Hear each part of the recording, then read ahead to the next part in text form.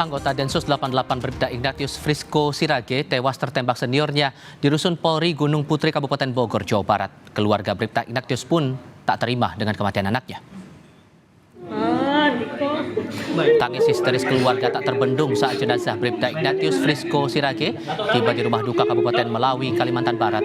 Dalam visual amatir, terlihat keluarga yang curiga lantas mengecek kondisi jenazah Bribda Ignatius Frisco Sirage yang diduga tewas tertembak seniornya di Rusun Polri Gunung Putri, Kabupaten Bogor, Minggu 23 Juli lalu akibat kelalaian. Lebih lengkap untuk membahas soal ini kami sudah bergabung dengan mantan Komandan Densus 88 Bekto Suprapto. Pak Bekto, selamat sore, apa kabar Pak? Selamat sore, kabar baik. Terima kasih sudah bergabung bersama kami. Kami mendapatkan kabar juga bahwa kepolisian menelusuri untuk sementara ini dugaannya itu kejadian yang berlangsung dengan korban anggota Densus 88 anti teror ini dugaannya kelalaian. Kalau Anda menangkapnya, ini bagaimana kemudian analisis Anda soal ini? Ya, kejadian ini pada hari Minggu ya, dini hari, pukul 2.50, tanggal 23 Juli tahun 2023. Mengenai hasil investigasi, nanti perlu pemeriksaan investigasi yang menyeluruh, mulai dari pemeriksaan di TKP, pemeriksaan saksi-saksi, pemeriksaan bukti-bukti.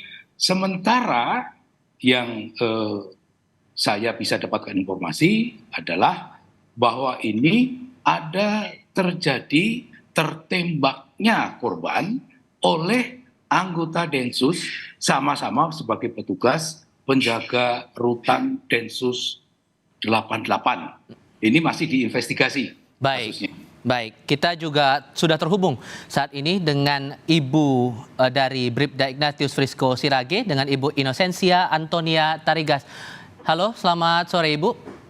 Sore Bapak. Dengan Tifal di studio, kami sampaikan terlebih dahulu rasa duka kami atas berpulangnya anak Ibu. Tapi yang mungkin bisa kami coba cari tahu dari Anda Bu, awalnya pihak kepolisian menceritakan bagaimana kepada keluarga Ibu soal kondisi anak Ibu sampai akhirnya berpulang?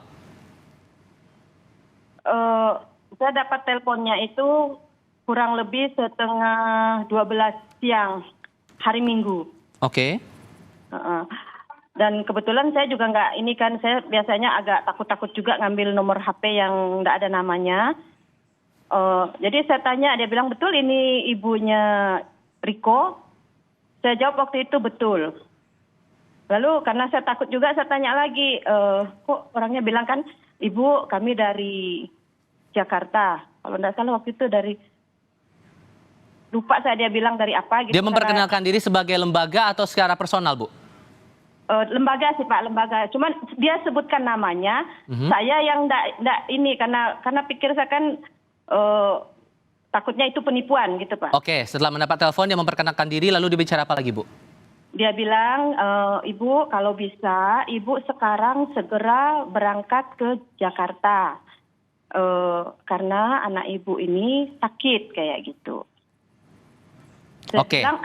Waktu itu memang saya pikir sih, ini mungkin alasan aja. Memang kebanyakan sekarang orang juga mau menipu begitu. Gitu. Oke, singkat cerita Anda datang dan langsung mengecek kondisi anak Ibu, kondisi Riko. Saat dicek itu apa yang Anda lihat Bu?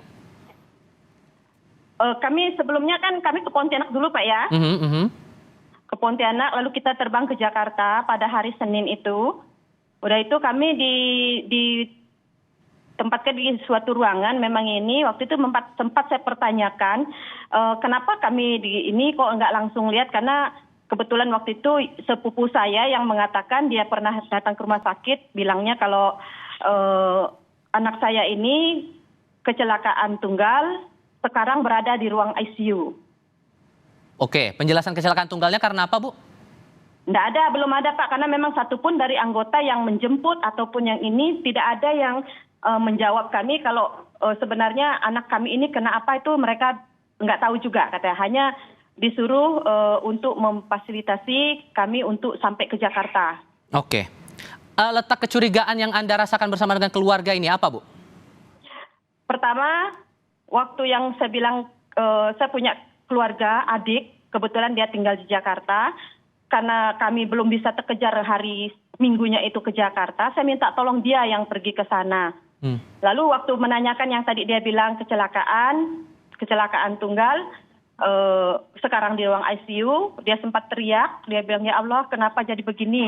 Lalu saya bilang, bolehkah saya melihat keponakan saya? Jawaban dari mereka katanya, maaf ibu, yang boleh melihat cuman orang tuanya. Itu disampaikan ke saya lewat telepon. Langsung saya bilang, kok gitu ya? Lalu dia nanya lagi, gimana ya Kak saya sekarang? Ya udah kamu pulang aja. Saya bilang kayak gitu. Tapi itu hati saya udah ini ada apa kok kayak gitu. Masa mau lihat dia di ruang ICU aja, keluarga saya sendiri enggak boleh kayak gitu. Itu kecurigaan pertama.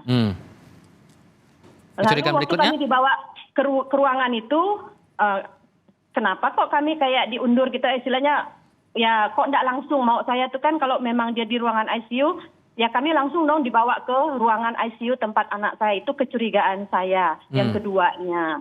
Oke. Nah, sampailah akhirnya menjelaskan mereka kronologis yang mengatakan bahwa anak ini waktu itu direkam oleh bapak sih, saya enggak begitu hafal ininya karena waktu itu saya dah kondisinya enggak karuan. Senjata yang mau diinikan itu meledak mengenai anak ibu. Oke. Begitu. Oke. Dan setelah itu apalagi Bu yang Anda rasa aneh begitu terutama dari kondisi jenazah? Waktu kami habis dapat berita itu sih karena kami lagi waktu itu sangat sedih sekali, jadi pada nangis semua. Jadi dia bilang dia masih menjelaskan kami mau ketemu kalau kayak gini ibu kondisinya nggak bisa lihat anaknya kayak gitu bilangnya. Saya bilang kami mau lihat kondisi anak kami sekarang. Akhirnya dengan perjuangan kami berusaha untuk tenang. Akhirnya kami ke ruangan Pak, ke kamar jenazah. Oke. Ke kamar jenazah itulah kami terkejut sekali melihat bahwa anak kami udah kaku, ibaratnya udah nggak ada lagi. Dengan kondisi sedemikian kecurigaan Anda yang sudah Anda sampaikan itu tadi Bu, bakal ada langkah hukum lanjutan lagi untuk mengusut kasus ini dari pihak keluarga Bu? Saya waktu itu memang udah ngomong, pokoknya saya mau tahu tentang kenapa anak saya ini sampai terjadi seperti ini. Saya tidak mau kalau nanti ada istilah anak saya Riko kedua yang terjadi. Baik. Cukup anak saya saja, tapi itu harus diusut tuntas, saya bilang. Waktu itu saya udah ngomong juga dengan mereka. Baik. Pak Bekto, dengan penjelasan Bu Inosensia tadi, apa yang Anda tangkap Pak? Yang pertama saya menyampaikan rasa prihatin saya pada keluarga yang ditinggalkan. Ya. Yang kedua adalah ini investigasi sedang berjalan.